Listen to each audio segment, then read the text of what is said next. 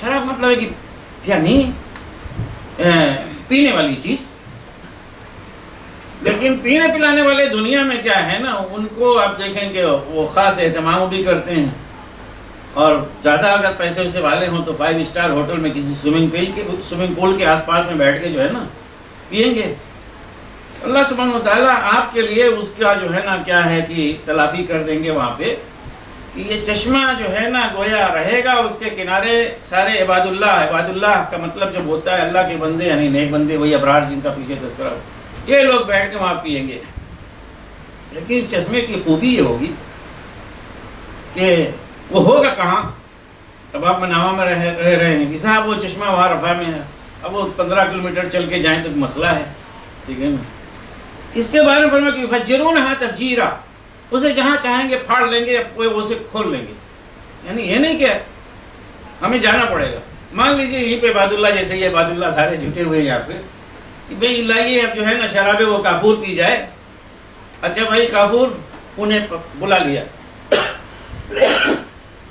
پتہ چلا کافور یہیں پہ حاضر ہے. یفجرونہا تفجیرا، جہاں چاہیں گے اسے پھاڑ لیں گے، اور وہ نہر جو ہے اس کی کھینچ لیں گے. بس گویا اشارہ کیا اور وہاں پہ موجود ہوگی.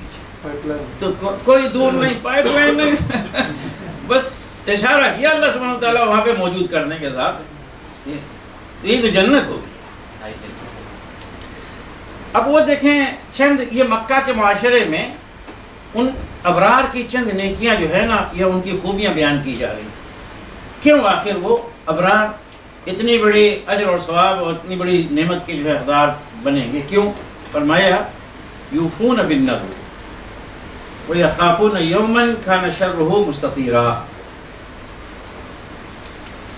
یہ اصل چیز ہے. وہ نذر کو پورا کرتے تھے اور ڈرتے تھے ایک ایسے دن سے جس کا شر ہماگیر ہوگا. مستطیرا اس کے لفظی معنی تو یہ ہیں کہ جو ہر طرف جس کی چنگاریاں اڑ رہی ہوں گی، اس کا مطلب یہ ہے کہ شر، ایک مصیبت جو ہماگیر ہوگی پوری دنیا میں پھیلی ہوئی ہوگی. اس کا مطلب ہے کہ آخرت سے ڈر. اور یوفون بالنذر یہاں پہ یہ فقہی معنی میں جو ہم آج نظر بولتے ہیں اس معنی میں نہیں ہے.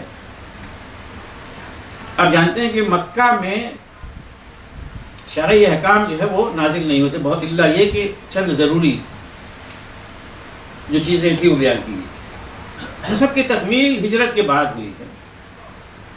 تو جب اسلامی شریعت پوری مکمل ہو گئی ہے تو نظر کا دائرہ اسلام میں بہت ہی محدود ہو گیا. نظر کا دائرہ بہت محدود ہو گیا. لیکن اس سے پہلے جب شرعی احکام نہیں تھے تو مکہ میں بہت کچھ گنجائش تھی، اور خاص طور سے جاہلی معاشرے میں بھی نظر کی بڑی اہمیت تھی. لیکن نظر ہوا کرتی تھی جاہلیت میں صحیح اور غلط ہر طرح کی ہوا کرتی تھی. اسلام نے اول یہ کہ ہر ایسی نظر کو غلط قرار دے دیا، اس کی گنجائش نہیں جو مشرکانہ ہے، جو غلط ہے، جس میں اللہ سبحانہ وتعالیٰ کی معصیت. تو اس طرح کی کوئی نظر نہیں ہو سکتی. مثلا کہ کوئی آدمی کہے کہ اگر میرا یہ کام ہو گیا تو الٹی کوئی چیز کہے کہ اگر کسی مثلا یوں کہے کہ اگر فلاں فلاں لوگوں نے میرے ساتھ اس طرح کی زیادتی کی تو میں لوگوں کو جو ہے نا خیرات دینا بند کر دوں گا، یا ان کو کھلانا بند کر دوں گا، یا نیکی کا کام کرنا چھوڑ دوں گا. یہ غلط نظر ہے. یا کوئی اگر یہ کہے کہ بھئی میرا یہ کام ہو جائے تو فلاں قبر پہ جا کے 10 بکرے ذبح کروں گا، غلط نظر. جو شرک ہے وہ چیز جو ہے اسلام میں ممنوع. تو نظر جب جو ہے وہ محدود ہو گئی، لیکن مکہ میں اس کی بڑی گنجائش تھی کہ آدمی یعنی خود اس زمانے میں صدقہ اور جب زکوٰۃ کی کا نصاب جو ہے اس کے اوپر واضح نہیں تھا تو اپنے طور پہ کتنا بھی جو ہے صدقہ اپنے اوپر نظر کر لے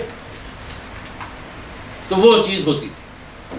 اسی طرح سے نظر کا مطلب یہ بھی ہوتا ہے کہ اللہ سبحانہ و تعالیٰ کی طرف سے جو احکام آئے ہیں انہیں پورا کر دینا، انہیں پورا کر دینا. یہ اللہ سبحانہ و تعالیٰ کے ساتھ کہ جو لوگ عام طور پہ شرطیہ نظر لگاتے تھے، جیسے آپ بتا رہے ہیں کہ یہ کام ہو گیا یا یہ نوکری مل گئی یا ये चीज होगी तो हम इतना गरीब को खाना खिलाएंगे। یہ چیز اسلام میں اس طرح شرط لگا کے کہنا یہ ناپسندیدہ چیز ہے، لیکن یہ ہے کہ اگر کسی نے کہہ دیا ہے کہ مثلا میرا یہ کام ہو گیا تو میں 4 غریبوں کو کھانا کھلاؤں گا، یہ شرعاً درست ہے، ہو جائے گی، لیکن اسلام نے اس کو انکریج نہیں کیا، یہ پسندیدہ چیز نہیں کہ اللہ سبحانہ وتعالیٰ کے اوپر شرط کوئی لگائے آپ میرا یہ کام کر دیں تو میں یہ کروں گا۔ نظر یہی ہے کہ خود آدمی اپنے اوپر کہے کہ میں اتنے لوگوں کو کھلاؤں گا، میں اتنے لوگوں کو کروں گا، اور مجھے یہ کامیابی مل گئی، مجھے میرا یہ کام ہو گیا تو میں یہ کروں گا، تو اللہ سبحانہ وتعالیٰ میرا یہ کام کر دے تو میں کروں گا، اللہ سبحانہ وتعالیٰ یہ کرے تو میں کروں گا، یہ کہا نہیں گیا ہے۔ رسول اللہ صلی اللہ علیہ وسلم فرمایا ہے کہ اس طرح سے کیا ہوتا ہے، اس کا کچھ فائدہ تو نہیں ہوتا ہے، البتہ یہ ہوتا ہے کہ کنجوسوں سے کچھ پیسہ جو ہے وہ نکل آتا ہے، سمجھے؟ تو کیا ضرورت ہے اس کی کہنے کی؟ بھی اللہ سبحانہ وتعالیٰ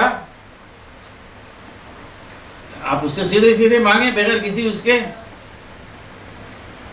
یہ کام میرا کریں تو میں یہ کروں گا، نہیں کریں تو کریں گے نہیں۔ اس طرح کی نظر جو ہے صحیح نہیں ہے، اسے اسلام میں انکریج نہیں کیا گیا، پسند نہیں کیا گیا۔ شرعاً قانون جو ہے وہ دائرے میں آ جاتی ہے، وہ درست ہے، اور نبی صلی اللہ علیہ وسلم نے کہا کہ اس سے کوئی فرق نہیں پڑتا، البتہ یہی ہوتا ہے کہ اسے فائدہ یہ ہوتا ہے کہ بخیلوں کے ہاں سے کچھ پیسہ جو ہے نا باہر نکل آتا ہے، اگر وہ پیسے والی بات ہے۔ تو وہ نظر کو پورا کرتے تھے اور اس دن سے ڈرتے تھے جس کا شر ہماگیر ہوگا، یعنی اس سے مراد کیا ہے؟ آخرت کا شر۔ تو قیامت جب برپا ہوگی تو قیامت کی ہولناکی کوئی ایک جگہ نہیں رہے گی، ہماگیر ہوگی، پوری دنیا میں پھیلی ہوئی ہوگی، تو اس شر سے وہ ڈرتے تھے۔ اس شر سے ڈرنے کا مطلب یہ ہے کہ وہ دنیا میں اس سے اس طرح سے زندگی بسر کرتے تھے جیسے ڈرنے والے کی زندگی ہوتی ہے، کہ کوئی بھی ایسی چیز نہ ہونے پائے ان کے ذریعے سے کہ جو انہیں یعنی اس دن ہلاک کر دے اور مصیبت میں مبتلا کر دے۔ ایک یہ دوسری چیز بتلائی کہ وَيُطْعِمُونَ الطَّعَامَ عَلَىٰ حُبِّهِ مِسْكِينًا وَيَتِيمًا وَأَسِيرًا، اور وہ کھانا کھلاتے تھے اس کی محبت کے باوجود۔ کس کی محبت کے باوجود؟ کھانے کی محبت کے باوجود، ایک معنی یہ ہے، اور دوسرا یہ کہ اللہ کی محبت میں وہ کھانا کھلاتے تھے۔ دونوں معنی ہو سکتے ہیں، یعنی حبہ میں جو ہی ہے ضمیر وہ اس کا مرجع طعام بھی ہو سکتا ہے اور اللہ بھی ہو سکتا ہے، لیکن زیادہ سیاق میں مناسب بات یہ ہے کہ کھانے کی محبت کے باوجود، یعنی ایسا نہیں کہ بڑے امیر لوگ ہیں، خود ضرورت ہے اور خود خواہش ہے، خود طلب ہے، اس کے باوجود اپنا کھانا وہ دوسروں کو کھلاتے تھے۔ کس کو؟ مسکین، یتیم اور اسیر۔ اسیر کا مطلب ہے قیدی۔ تو قیدی اس زمانے میں اس طرح سے نہیں آج کے زمانے کا جیسے قیدی ہوتے ہیں اٹھا کے جیل میں ڈال دیا، پڑے ہوئے ہیں بھائی سڑ رہے ہیں۔ اس زمانے میں قیدی ہوا کرتے تھے، ان کا بس ہوتا تھا کوئی بھائی کفارہ اور کوئی ایک طے کر دیا کہ اتنا دو اور جاؤ، تو قبیلے کے لوگ، خاندان کے لوگ یا کچھ نیک لوگ اٹھتے تھے اور دیا بھائی ہاں 5 اونٹ 10 اونٹ 4 اونٹ جو ہے وہ جو طے ہوا لوگ دے دیا کرتے تھے۔ تو بہرحال یہ نیکی آج بھی کی جا سکتی ہے کہ جو لوگ جیل میں ہیں اور ان کے جیل میں جانے کی وجہ سے، اور آپ جانتے ہیں خاص طور سے ہندوستان جیسے ملک کے پس منظر میں کہ جہاں پہ بے شمار لوگ ایسے ہیں کہ جو مسلمانوں میں سے، ہمارے قوم میں سے، جو بے قصور جیلوں میں ڈال دیے گئے ہیں، اور پتہ چلا 6 سال 8 سال 10 سال ہو گئے ابھی ایسے ہی پڑے ہوئے کیس بھی ان کا نہیں شروع ہوا۔ ظلم کی حد ہے۔ اس کے بعد ڈیموکریسی کا جو ہے نا وہ ڈنکا پوری دنیا میں پھیل رہا ہے الحمدللہ۔ یہ دنیا کی سب سے بڑی ڈیموکریسی، وہ ڈیموکریسی جو ہے نا انڈیا میں۔ تو باقی ہے کہ حقوق، انسانی حقوق کی جتنی پامالی میں سمجھتا ہوں وہاں پہ ہو رہی کہیں نہیں ہوتی، انتہائی زیادہ، یعنی ایسا ملک ہے کہ انسانی حقوق کو سمجھ کوئی حیثیت ہی، کوئی اہمیت ہی نہیں۔ تو بہرحال وہاں پہ جو اسیر ہیں اور اس طرح کے ان کی دیکھ بھال کرنا، ان کی رہائی کے لیے کوشش کرنا اور ان کے گھر والوں کی ان کی غیر موجودگی میں مدد کرنا، یہ بہت ہی کیا ہے ثواب کا کام ہے۔ اور یہ وہ کام ہیں کہ جن سے بالعموم آج امت جو ہے نا غافل ہے۔ امت کو یہ ثواب نظر آتا ہے کہ اگر مثلا حج کر لیا ایک مرتبہ تو دوسری مرتبہ حج کرنے جائیں، تیسری مرتبہ حج کرنے جائیں، لیکن اپنے خاندان میں، اپنے گھر میں، اپنے پڑوس میں کوئی لڑکی جو ہے نا ہے اس کی شادی نہیں ہو رہی ہے پا رہی، اس لیے کہ اس کے والدین کے پاس شادی کے لیے خرچ نہیں ہے، تو اس کی طرف توجہ نہیں جاتی۔ مجھے یہاں پہ ایک چیز یاد آ رہی ہے، مکمل یعنی الفاظ کے ساتھ نہیں، لیکن اس کا مفہوم اور معنی یہ ہے۔ آپ دیکھیں کہ نبی صلی اللہ علیہ وسلم کی مسجد میں نماز پڑھنا، یعنی مسجد نبوی میں، اس کا اجر و ثواب آپ کو معلوم ہے کتنا ہے؟ 1000 نماز۔ دوسری مساجد جو ہے ہمارے اس مسجد کے مقابلے میں، وہاں پہ کیا ہے، وہی نماز پڑھیں گے تو 1000 نماز کا ثواب ملے گا۔ 5 نمازیں پڑھی تو کتنا ہو گیا؟ 5000 ہو گیا۔ اچھا، یہ روزانہ کا معاملہ۔ پھر اگر وہ نوافل اور یہ ساری چیزیں، پھر آپ جو ہے وہاں پہ قرآن پڑھتے ہیں، پھر وہاں پہ آپ کو یہ بھی ہے کہ نبی صلی اللہ علیہ وسلم کے روضہ کی زیارت کرتے ہیں، ان پہ درود پڑھتے ہیں، سارے ثواب ہیں۔ وہ ثواب کہیں نہیں مل سکتا سوائے مسجد حرام کے۔ لیکن آپ دیکھیں کہ رسول اللہ صلی اللہ علیہ وسلم فرمایا کہ جو شخص کسی محتاج یا غریب یا بیوہ اس کی خدمت کے لیے، اس کی مدد کے لیے نکلتا ہے، اس کے لیے اس کا اجر میری اس مسجد میں مہینے بھر کی عبادت کرنے والے سے بڑھ کر ہے۔ تو یہ جو نیکیاں ہیں، ان کو ہم نیکی نہیں سمجھتے۔ بس آپ ایک حج کر لیا، اتنے عمرے کر لیے وہ، لیکن یہ ہے کہ انسانوں کے کام آنا یہ ہم نے سیکھا ہی نہیں اور نہ ہماری زندگی میں آ رہا ہے، اور یہ بہت بڑی کمزوری ہے۔ تو وہ اہل ایمان جنہیں ابرار کہا گیا، جن کی کامیابی کا تذکرہ ہوا، یہ وہ لوگ تھے کہ جو مسکین اور یتیم اور اسیر کو کھانا کھلاتے تھے۔ کھانا کھلانے کا مطلب یہ ہے کہ یہی کھانا نہیں، کھانا جب اس طرح سے بولا جاتا ہے تو ایک تعبیر ہے، اس کا مطلب ہے کہ ان کی ضروریات زندگی پوری کرتے تھے اس طرح سے کہ اپنی ضروریات زندگی کو کاٹ کر اس میں کفایت کر کے، کفایت شاری کے ذریعے سے بچا کے یا قربانی دے کر، بھئی اس وقت ہم نہیں کھانا کھائیں گے، ایک وقت کا کھانا کھائیں گے، اس وقت کا کھانا جو ہے اپنا جگہ بھجوا دیجیے۔ اللہ حبی کا مطلب یہی ہے، انہیں ضرورت ہے، انہیں اس کی حاجت ہے، اس کے باوجود وہ دے رہے ہیں۔ اور یہی صحابہ کی وہاں پہ تعریف کی گئی ہے کہ وَيُؤْثِرُونَ عَلَىٰ أَنفُسِهِمْ وَلَوْ كَانَ بِهِمْ خَصَاصَةٌ، وہ اپنے اوپر دوسروں کو ترجیح دیتے ہیں اگرچہ وہ خود ہی کیوں نہ محتاج ہوں۔ یہ کرنے کے بعد وہ کیا کہہ رہے ہیں، یہ دیکھیے اصل چیز۔ ایک نیکی کی جاتی ہے، نیکی اپنی جگہ پہ ہے۔